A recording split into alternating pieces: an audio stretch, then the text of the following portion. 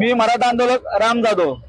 ज्या मराठ्यांनी या स्वराज्यासाठी स्वतःचे रक्त सांडलं, आज त्याच मराठा समाजावर स्थानिक भाजपच्या लोकांनी मराठा समाजासाठी तिथं राजकीय अन्याय त्या लोकांनी केलेला आहे. त्यामुळे मराठ्यांना स्वतःच्या रक्ताने पत्र मुख्यमंत्र्यांना तिथं लिहिण्याची वेळ आली. मराठ्यांना आज मुंडन करण्याची वेळ आलेली आहे. 1992 नंतर आज 32-33 वर्ष झालं.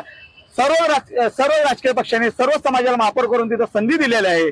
सोलापूर शहराचा महापौर हे सर्वसाधारणसाठी असताना तिथं ओबीसीचा महापौर तिथं करण्यात आलेला आहे.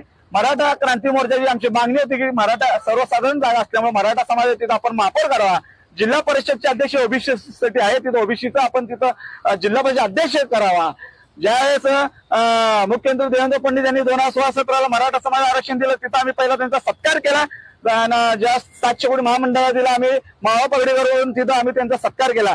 आज मराठा समाजाने राजकीय अन्याय केल्यामुळं आज त्यांच्या विरोधात आम्ही आंदोलन तिथं चालू केलेलं आहे. जोपर्यंत मराठा समाजाचा महापौर होत नाही तोपर्यंत आंदोलन आणि हा लढा चालू राहणार आहे.